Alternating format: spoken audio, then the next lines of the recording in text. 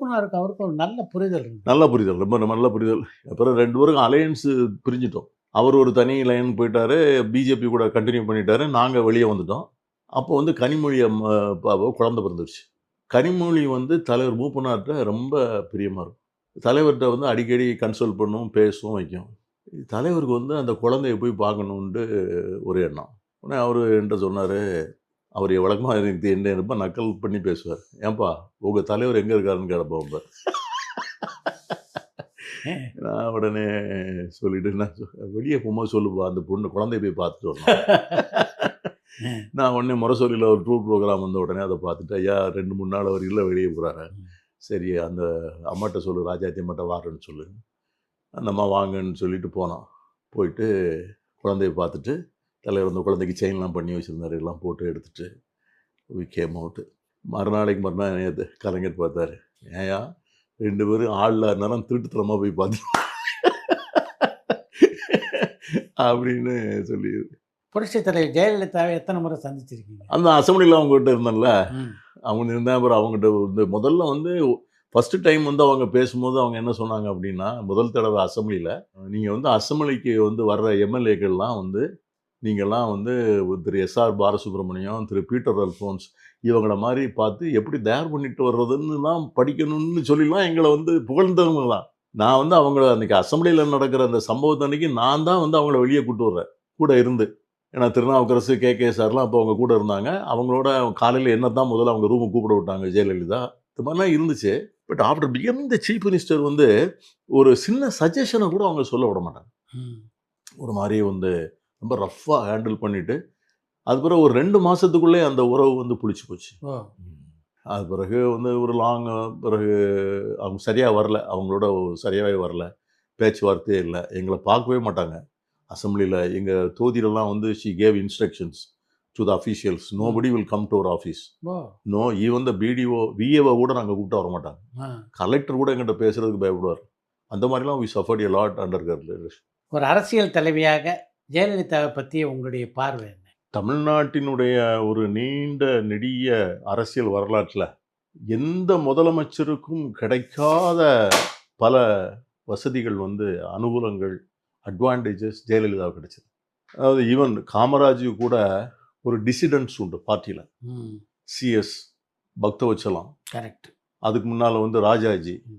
So இவங்கெல்லாம் வந்து காமராஜரை கொஸ்டின் பண்ணுவாங்க ஒரு இதில். அதே மாதிரி அமைச்சரவையில் வந்து கேபினெட்டில் வந்து ஒரு ஒரு ஒரு ஒரு திட்டத்தை பாஸ் பண்ணும்போது he has to convince every minister. எல்லா மினிஸ்டருமே அதை கேள்வி கேட்பாங்க. பார்ட்டி கவர்மெண்ட் ரெண்டுலேயுமே வந்து அன்டிஸ்பியூட்டட் லீடர். இது இன்னொரு அட்வான்டேஜ் என்னன்னா, அவங்களுக்கெல்லாம் எதிர்கட்சி வந்து ரொம்ப ஓக்கல், அக்ரஸிவ். காமராஜுக்கு வந்து திமுக, எம்ஜிஆருக்கு வந்து திமுக, ஜெயலலிதாவுக்கு வந்து பார்த்தீங்கன்னா காங்கிரஸ் வந்து எ ஃப்ரெண்ட்லி அப்போசிஷன். அதாவது அவங்க கோபப்படாமல் பேசணுங்கிறது தான் எங்களுக்கு கொடுக்கப்பட்ட இன்ஸ்ட்ரக்ஷன். இப்படிலாம் வந்து ஒரு அனுசரணையாக பார்த்துக்கணும், அவங்கள கோபப்படாமல் பார்த்துக்கணும், அவங்கள வந்து ப்ரோவோக் பண்ணாமல் பார்த்துக்கணும், அவங்கள வந்து சந்தோஷமாக வச்சுக்கணும். ஸோ இப்படிப்பட்ட வந்து ஒரு ஒரு ஒரு ஒரு சூழ்நிலை சர்க்கம்ஸ்டான்ஸ் வந்து அந்த அம்மாவுக்கு வந்து கிடைக்கிறது வந்து வேற யாருக்கும் கிடைக்கல. ஆனால் அதை அவங்க வந்து எப்படி கையாண்டாங்கிறதுல நிறையா ரிசர்வேஷன் இருக்கு. அந்த 10 ஆண்டுகள் வந்து அவங்களுடைய அக்சசபிலிட்டி வந்து பெரிய ப்ராப்ளம் ஆகிப்போச்சு. இப்போ நான் சொன்னேன்ல, ராத்திரி 2 மணிக்கு போய் கலைஞர் எழுப்பலாம், காலையில் 9 மணிக்கு அசம்பிளிக்கு வரும்போது அவர் வந்து சபாநாயகர் அறைக்கு வந்துடுவார். அவரே வந்துடுவார். சபாநாயகர் அறையில் நாங்கள் அங்கேயே வந்து பேசி கவனஈர்ப்பு தீர்மானம், ஒத்திவைப்பு தீர்மானம், அதை கொண்டு வர போகிறோம், இதை கொண்டு வர போகிறோங்கிறத அங்கேயே பெர்மிஷன் வாங்கி கிளாரிஃபை பண்ணிவிடுவோம். ஒரு ஃபைலை கிளியர் பண்ணும்போது எதிர்கட்சி உறுப்பினர்கள் அவரே கூப்பிட விடுவார். ஆனால் இந்த அம்மாட்ட வந்து அந்த சந்திப்பும் இல்லை, அந்த டிஸ்கஷனும் இல்லை. சரி, அமைச்சரவையில் அவர் கூட இருந்தவங்களாவது அவருக்கு வந்து ஒரு ஆலோசனை சொல்லக்கூடிய ஸ்டேச்சர் உள்ளவங்களா, அப்படியும் அந்த அம்மாவுக்கு வந்து இல்லை. ஆனால் அவங்க எல்லாரையும் கொஞ்சம் கொஞ்சமாக வெளியே போயிட்டாங்க. ஆரம் வீரப்பன், ராஜாராம் எல்லாம் ஒருத்தராக வெளியே போயிட்டாங்க. ஸோ இந்த அம்மா வந்து ஒரு single woman government, single woman party. ஆனால் அதை வந்து பெரிய வந்து இதில் playable central government also. Central கவர்மெண்ட்ல இருந்த ஆட்கள் கூட இந்த அம்மாவை வீட்டில் வந்து தான் பார்க்கணும். அதாவது வந்து home minister Chavan, home minister வந்து சவான் ஹோம் மினிஸ்டர் மகாராஷ்டிரா. இன்னைக்கு அமித்ஷா ஹோம் மினிஸ்டர்னு பார்க்குறீங்க. இந்த ஹோம் மினிஸ்டரை வந்து she never allowed him to land at Meenambakkam airport. She never allowed the election commissioner to go out of chief election commissioner to go out of the hotel. அப்போ என்ன powerful லேடியா இருந்தாங்கன்னு பாருங்க. Union home minister வந்து is virtually வந்து he is ruling the entire country. அவரை வந்து நீ என் ஸ்டேட்டுக்குள்ள வரக்கூடாதுன்னு சொன்ன அந்த chief minister TN Seshan all powerful election commissioner அவரை வந்து ஹோட்டலை விட்டு வெளியே போக மாட்டாங்க. இந்த சுப்பிரமணிய சாமியை வந்து மோடியாலே இன்னைக்கு அவரை ஒன்றும் பண்ண முடியல. ஆனால் அந்த சுப்பிரமணிய சாமி வந்து தப்பிச்சோம் பிழைச்சோம்னு ஓட வேண்டிய லெவலில் ஆகிப்போச்சு. ஏர்போர்ட்டுக்கு ஓடி ஊருக்கு ஒளி அந்த மாதிரிலாம் வந்து ஒரு டெரராக இருந்த சீஃப் மினிஸ்டர் வந்து அவ்வளவு அதிகாரத்தை வந்து தமிழ்நாட்டினுடைய முன்னேற்றத்துக்கு பயன்படுத்தினாங்களாங்கிற ஒரு கேள்வி வந்து ஒரு பெரிய கேள்வி. இப்போ வந்து ஒரு ஃபார் எக்ஸாம்பிள் இப்போ இந்த எண்ணூர் மதுரவாயல் ரோடு இருக்குது பார்த்தீங்களா, இது வந்து எப்பவுமே வந்திருக்க வேண்டிய திட்டம். அப்போ அவங்களுக்கு அதில் வந்து பொதுநல நோக்கே இல்லை. இந்த ரோடை இன்னைக்கு விட்டுருந்துப்பாங்களேன்னா இன்னைக்கு வந்து ஒரு இது வரைக்கும் 5-6 வருஷம் 10 வருஷம் 15 வருஷம் முடிஞ்சிருக்கும். இன்னைக்கு வந்து அது 1300 கோடி ரூபா ப்ராஜெக்ட் இன்னும் முடியலை. அது மாதிரி வந்து இந்த பெங்களூர் ஹைதராபாத் இந்த ரெண்டும் வந்து இந்த ஐடி இண்டஸ்ட்ரியில் வந்து நம்மளை முந்தி போயிட்டாங்க இல்லையா, அந்த 10 வருஷம் தான் காரணம். அந்த 10 வருஷம் அந்த அம்மா வந்து she was not accessible to all people. அவங்க யாரை வந்து அவங்க வந்து அவங்கள பெர்மிட் பண்ணாங்களோ அவங்கள தவிர வேற யாரும் நான் நினச்சி உங்களை பார்க்கணுன்னா பார்க்க முடியாது.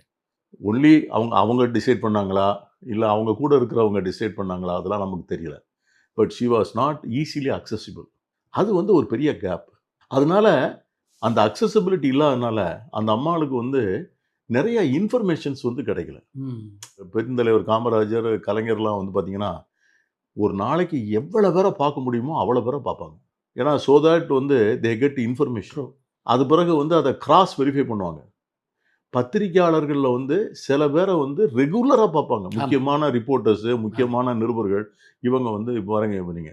இந்த அம்மாட்ட வந்து ஷோவுக்கு மட்டும்தான் கொஞ்சம் ஆக்சஸ். அது ஷோ கூட சொல்லுவார், எப்போ அவர் தான் சொல்லுவார், நான் கூட பார்த்து தான்ப்பா பேசுவேன் அப்படின்னு சொல்லுவார். அவர் பிளண்ட்டாக பேசக்கூடிய ஆள். அது வந்து நமக்கு வந்து அந்த அம்மாட்ட ஒரு பெரிய செட்பேக். கடைசியில் வந்து நான் என்ன ஒரு நாள் வந்து ஆளை வச்சு அடிச்சு விட்டாங்க. நான் வந்து மானாமதுரையில் பப்ளிக் மீட்டிங், அந்த பப்ளிக் மீட்டிங்லாம் கொஞ்சம் கிரிட்டிசைஸ் பண்ணி பேசினேன் கவர்மெண்ட்டை. மறுநாள் பட்ஜெட் மீட்டிங். அது முதல் நாள் அதை பார்த்துட்டு சாயங்காலம் மாலை முரசு பேப்பரில் பெருசாக வந்துருச்சு. நான் அங்கே பாண்டியன் எக்ஸ்பிரஸ் ட்ரெயினில் ஏறி இங்கே வரணும், அசம்பிளிக்கு வரணும். அங்கே மதுரையிலே வந்து என்னை ரயில்வே ஸ்டேஷனில் எனக்கு ஐ சா சம் சஸ்பீஷியஸ் மூமெண்ட்ஸ். அங்கே 2-3 பேர் நின்னாங்க, நான் வர்றதை பார்த்தாங்க வச்சாங்க. நான் வந்து அப்புறம் ஏறி நான் ஏசி கம்பார்ட்மெண்ட்டில் உள்ளே உட்காந்துட்டேன். இங்கே வந்து காலையில் 5 மணிக்கு இறங்கினேன் பாண்டியன் எக்ஸ்பிரஸில். எங்களுக்கு வந்து ஒரு பஸ்ஸு உண்டு எம்எல்ஏஸுக்கு வந்து from the Egmore station to assembly hostel. அதில் காலைல வந்து இறங்கினேன் ஒரு 5:30 மணிக்கு. கொஞ்சம் இருட்டு. வந்து 2 சூட்கேஸ், ஆனால் பட்ஜெட் செஷன் 15 நாள் இருக்கணும், தொடர்ந்து இருக்கணுங்கிறதுக்காண்டி 2 ட்ரெஸ், என் கூட ஒரு அசிஸ்டண்ட்டு 2 பேரும் வந்தோம். அந்த எம்எல்ஏ ஹாஸ்டல் பழைய ஹாஸ்டலில் அந்த வாசலில் கொஞ்சம் பேர் உட்காந்துருந்தாங்க. ஒரு 4-5 பேர் உட்காந்து போர்வை போட்டு மூடிக்கிட்டு யாருன்னு நான் வந்து ஆட்கள் நிறையா வருவாங்க. எம்எல்ஏ உள்ளே ஏறினேன். நான் போன உடனே வந்துட்டான்டான்னு சொன்னாங்க. விறகட்டை முருட்டுக்கட்டையை வச்சு டப்பன்னு அடிச்சிட்டான். எதிர்க்க வந்து போலீஸ் அவுட் போஸ்ட் இருக்குது. அசம்பிளி நடந்தோடனே போலீஸ் அவுட் போட்டான். நான் கொஞ்சம் டாலாக இருக்கிறதுனால அப்போ இன்னும் கொஞ்சம் ஹெல்த்தியாக இருந்ததுனால 2 சூட்கேஸையும் தூக்கி வச்சு பிடிச்சிட்டேன். பிடிச்சிட்டு என் கூட இருந்தவரும் ஒரு பேச்சாளர், காங்கிரஸ் கட்சி பேர், அவரும் முடிச்சுருந்தாரா அப்படின்னு சொல்லி வேஷ்டியை மடித்து கட்டினோடனே கட்டையை விட்டு அடிச்சுட்டு ஓடிட்டாங்க. பிறகு வந்து அதுக்குள்ளே போலீஸ் தூங்கிட்டு இருந்த போலீஸ்லாம் வந்தாங்க. பிறகு காலையில் வந்து அசம்பிளியில் வந்து பெரிய மோஷன் கொண்டு வந்தோம். நாங்கள் ரோடு ரோக்கோ பண்ணோம். என்டையர் அப்போசிஷன் வழிநடை பண்ணோம். ஒரு 10 நாள் அசம்பிளியே போகலை, எல்லாம் தகராறு பண்ணிகிட்டு இருந்தோம். அப்புறம் அதுக்கு கூட சேடப்பட்டி முத்தையா தான் அப்போது சபாநாயகர். அவங்க வந்து நாங்கள் இல்லாமல் இருக்கும்போதே வந்து அவர் யார்கிட்டையோ பணம் வாங்கிட்டு கொடுக்கல அந்த தகராறு அப்படின்னு அவங்க ரெக்கார்ட் பண்ணி நாங்கள் அசம்பிளிக்குள்ளே நாங்கள் ஹவுஸில் இல்லை. அப்படி அதனால வந்து அவங்கள்ட்ட வந்து அந்த மாதிரி வந்து ஒரு அக்ரிமோனியஸ் சிச்சுவேஷன் தான் அந்த அம்மா கூட. ஒரு நல்ல ரிலேஷன்ஷிப்பு கடைசி வரைக்கும் வரல. எங்களுக்கு வந்து ஏன்னா இங்கே நேராக வந்து அந்த அவங்க தாக்கப்படுற அன்னைக்கு என்னை தான் முதல்ல கூப்பிட விட்டாங்க. ஏன்னா நான் தான் வந்து அசம்பிளி விவகாரத்தை வந்து தலைவர் மூப்பனார் தான் பார்ட்டி லீடர், குமரி அனந்தன் வந்து வைஸ் பிரசிடெண்ட்டு. நான் தலைவர் வந்து டெய்லி வரமாட்டாங்க, நான் தான் அவங்களுக்கு எல்லாம் பண்ணிக்கிட்டு இருப்பேன். அன்றைக்கி காலைல வந்து நாங்கள் எங்கள் ரூமில் உட்காந்துருந்தோம். திருநாவுக்கரசரும் KKS சாரும் வந்து அம்மா அவங்கள கூப்பிட்றாங்கன்னு சொன்னாங்க. நான் உடனே போனேன், அவங்க ரூமுக்கு போனேன். லீடர் ஆஃப் தி அப்போசிஷன் அவங்க. போன உடனே சொன்னாங்க, "பீட்டர், இன்னைக்கு வந்து I have informed Delhi, you have to support us today." வேற என்னன்னு ஒண்ணுமே சொல்லாம பிளண்டா சொன்னாங்க. "I have informed Delhi, you have to support us today." நான் உடனே வெளியே வந்து ஃபோன் பண்ணி தலைவருக்கு சொல்லிட்டேன். "ஏன் இப்படி பேசுறாங்க? என்ன சப்போர்ட்டுன்னு தெரியல. பட்ஜெட் பிரசன்டேஷன் வேற இன்னைக்கு இருக்கு." அப்படின்னு சொன்ன உடனே தலைவர் கிளம்பி வந்துட்டார். பிறகு வந்த பிறகு அசெம்பிளியில் வந்து கலைஞர் பட்ஜெட்டை பிடுங்க வாசிக்க ஆரம்பித்தார். பிறகு தகராறு வந்துச்சு. பிறகு இந்த அம்மா வந்து வாசல் வரைக்கும் நான் தான் கூட போனேன். அப்போ தான் சசிகலா என்கிட்ட சொல்லிட்டு போனாங்க, "நான் ஹாஸ்பிட்டலுக்கு போகிறோம், நீங்கள் வந்து இது இன்ஃபார்ம் ஐயாட்ட மூப்பனார்கிட்ட சொல்லிவிடுங்க" அப்படின்னு சொல்லிட்டு போனாங்க. பிறகு நான் உடனே தலைவருக்கு வந்து சொன்னேன். பிறகு அவங்க வந்து தேவகி நர்சிங் ஹோம் இருக்கு இல்லையா, நம்ம இசபெல் பக்கத்தில், அங்கே தான் வந்து அங்கே தான் அட்மிட் ஆகியிருந்தாங்க. நானும் தலைவரும் போய் அங்கே போய் பார்த்தோம். சொல்கிறேன், இப்படிலாம் இருந்தோம். பட் ஆனால் வந்தாலும் ஒரு நல்ல அவங்களுக்கு முதல்ல இருந்தே ஒரு சரியான உறவு வரல. அதனால் அசெம்பிளியில் வந்து அது பிறகு எனக்கு என்ன ஆச்சுன்னு கேட்டிங்கன்னா, நான் அசெம்பிளியில் இருக்கும்போதே நான் ராஜ்யசபாவுக்கு எலெக்ட் ஆகிட்டேன். Towards the end of the career. அதுக்கு பிறகு நான் பேச எழுந்திருக்க ஆரம்பித்தாலே இவர் சேடப்பட்டி வந்து, "இனிமேல் இங்கே என்னையா பேச போகிறீங்க, அங்கே போய் பேசுங்கயான்னு" சொல்லிடுவார். ஸோ எனக்கு எதிராக ஒரு கேண்டிடேட் போடுறதுக்கு ஏற்பாடு பண்ணாங்க. இப்போ ராஜ்யசபா கேண்டிடேட் எலெக்ஷனுக்கு காங்கிரஸ்ல இருந்தே. அப்போ காங்கிரஸே வந்து 2ஆக போயிடுச்சு. நாங்கள் வந்து ஒரு 64 பேர் அப்போ மெம்பர்ஸ். அதில் வந்து ஒரு 44 பேர் நாங்கள் வந்து தலைவர் மூப்பனாருடைய இன்னொரு வாழப்பாடி ராமமூர்த்தியோட ஒரு 20 பேர் இருந்தாங்க. அவங்க சார்பாக ஒரு ஆளை போட்டு ராஜ்யசபாவுக்கு அதை எனக்கு எதிராக நிப்பாட்டி அவங்களுக்கு ஓட்டு போட்டாங்க. உங்களுக்கு எதிராக ஒரு காலகட்டத்தில் இருந்தால் கூட வாழப்பாடி ராமமூர்த்தி ஒரு டைனமிக் லீடராக, நிச்சயமா அதில் ஒன்றும் சந்தேகம் இல்லை, ஒரு டைனமிக் லீடர். என்ன அப்படின்னு கேட்டிங்கன்னா, காங்கிரஸ் வந்து நல்ல சந்தர்ப்பங்களை இழந்துருச்சு. திரும்ப ரிவைவலுக்குள்ள சந்தர்ப்பங்கள், அதாவது ஒரு 3-4 சந்தர்ப்பங்கள் வந்து ஒரு கோல்டன் ஆப்பர்ச்சுனிட்டி. இந்திரா காந்தியுடைய மரணம், இந்திரா காந்தி மரணத்தப்போ வந்து அதை வந்து பயன்படுத்தி அந்த மரணத்தின் மேலே மக்களுக்கு ஒரு பெரிய அனுதாபால பேசிச்சு. அதை பயன்படுத்தி காங்கிரஸ் ஆட்சிக்கு வர முடியல. பிறகு வந்து ராஜீவ் காந்தியுடைய மரணம், அதனாலுடைய பயனும் காங்கிரஸ் கட்சிக்கு கிடைக்கல. 3வது வந்து 2006-11 வந்து கலைஞர் வந்து ஒரு மைனாரிட்டி கவர்மெண்ட் தான் வச்சுருந்தார். 90 பேர் தான் காங்கிரஸ் சப்போர்ட்டில் இருந்தால் தான் அது வந்து ஒரு அவங்க அப்பொழுது கூட வந்து ஒரு 5 மந்திரி வைக்கல, ஒரு மந்திரி சபை வாங்கி கொடுத்துருந்தா ஒரு 67க்கு பிறகு ஒரு வாய்ப்பு வந்திருக்கும். அந்த வாய்ப்பையும் தவற விட்டுடுச்சு. இது மாதிரி வந்து முக்கியமான ஆப்பர்ச்சுனிட்டிஸு. அது மாதிரி அந்த டிஎம்சி பிறந்த நேரத்தில் வந்து அன்றைக்கி வந்து நரசிம்மராவ் வந்து ரஜினிகாந்த் கொடுத்த ஆதரவை ஏற்றிருப்பாரே. ஆனால் ரஜினிகாந்த் நான் காங்கிரஸ் முதலமைச்சராக உருவாக்குறேன்னு சொல்லித்தான் கூட்டு போனோம். ஷோ வந்து ரஜினிகாந்த்கிட்ட பேசி தலைவர்கிட்ட பேசி நான் வந்து கேம்பெயின் பண்ணுறேன், I will make the Congress to பவர்னு சொல்லித்தான் இங்கேருந்து பிரதமரை பார்க்குறதுக்கு கூட்டு போகிறோம். அங்கே பிரதமரை பார்க்க உள்ளே போன உடனே ரஜினிகாந்தை வந்து அவர் why don't you become the chief மினிஸ்டர்னு கேட்டார். ரஜினிகாந்த் சொல்கிறாரு, நான் காங்கிரஸ் சீஃப் மினிஸ்டர் ஆகிறேன் அப்படின்னு சொல்லி கேட்குறேன். இந்த மாதிரியான வாய்ப்பு, இந்த மாதிரி வாய்ப்பு, அது மாதிரி ஒரு 4-5 ஆப்பர்ச்சுனிட்டி போயிடுச்சு. அது வந்து காங்கிரஸினுடைய பிளட் வந்து சக் பண்ணிடுச்சு லைஃப்பில். பார்ட்டி வந்து இன்னைக்கு சர்வைவலுக்கு வந்து ரொம்ப ஸ்ட்ரகிள் பண்ணுது தமிழ்நாட்டில். ஸோ அதான் இன்னைக்கு நம்ம யதார்த்தம். அந்த ஸ்ட்ரகிளுக்கு முக்கியமான ஒரு காரணமாக இளைஞர்கள் பெருவாரியாக காங்கிரஸில் இல்லாதது சொல்லலாமா? அதாவது உங்களுக்கு வந்து எப்படின்னு கேட்டிங்கன்னா, இளைஞர்கள் வந்து எப்படி வருவாங்க ஒரு கட்சிக்கு வந்து, இளைஞர்கள் வருவதற்கு வந்து உங்களுக்கு நீங்கள் வந்து அவங்களுக்கு வந்து நாளைக்கு வந்து ஆப்பர்ச்சுனிட்டிஸ் கொடுக்கணும். அவங்களுக்கு ஒரு வளர்ச்சிக்கு நீங்கள் வந்து எப்படின்னு கேட்டிங்கன்னா, உங்கள் பார்ட்டியினுடைய இதே வந்து 25 அசம்பிளிக்குள்ளே முடிஞ்சு போச்சு. இந்த 25 அசம்பிளி, இந்த 10 பார்லமெண்ட்டு, இது வந்து இந்த தொகுதி மாறவே மாறாது. ஒரு 50 வருஷமா இதே பார்லமெண்ட் சீட்டை திரும்ப திரும்ப வாங்கி இவங்களே தான் நிற்கிறாங்க. அப்போது மற்ற 200 தொகுதியில் உள்ள இளைஞர்களுக்கு வந்து என்ன வாய்ப்பு இருக்குது? 2வது இந்த தொகுதியில் உள்ளவங்களுக்கும் புதுசாக வர்றவங்களுக்கு வாய்ப்பே இல்லை. எல்லாரும் 8 தடவை எம்பி, 9 தடவை எம்பி, அதுக்கு பிறகு வந்து அவங்க வந்து போயிட்டா அவங்களுடைய பிள்ளைங்களுக்கு இந்த மாதிரி வர்றதுனால நான் ராகுல் காந்திக்கே ஒரு கடிதம் எழுதுனேன். நீங்கள் தயவுசெய்து வந்து ஒரு கோல்டன் ரூல் போடுங்க, 2 முறைக்கு மேலே தேர்தலில் நிற்பதற்கு யாருக்கும் வாய்ப்பு கிடையாது. 2 டைம்ஸ் நின்னாச்சுன்னா புதியவர்களுக்கு வாய்ப்பு கிடைக்கும். You have to come for party work. 2 முறை நின்ன பிறகு பார்ட்டி ஒர்க்குக்கு வரணும். 70 வயதுக்கு மேலே தேர்தல் நிற்பதற்கு அனுமதி இல்லை. அது 70 வந்து நீங்கள் வேணால் எக்ஸப்ஷனல் கேஸில் 75 ஆக்கிடுங்க. ஒரு ரொம்ப இன்டிஸ்பென்சபிள் லீடர். 75க்கு மேலே எலக்ட்ரல் பாலிடிக்ஸ் யாருக்கும் கிடையாது. அவங்க தே கேன் பிளே வந்து அட்வைசரி ரோல். ரெண்டாவது, ஒரே ஃபேமிலியில் 2 பேருக்குலாம் ஒரே நேரத்தில் ஆப்பர்ச்சுனிட்டிலாம் கொடுக்கக்கூடாது. இதெல்லாம் நீங்கள் பண்ணால் தான் இந்த கட்சி வளரும் அப்படின்னு எழுதுனேன். பட் ஐ டோன்ட் நோ அது இதெல்லாம் கேட்க போகிறாங்களா இல்லையா அப்படிங்கிறது தெரியல.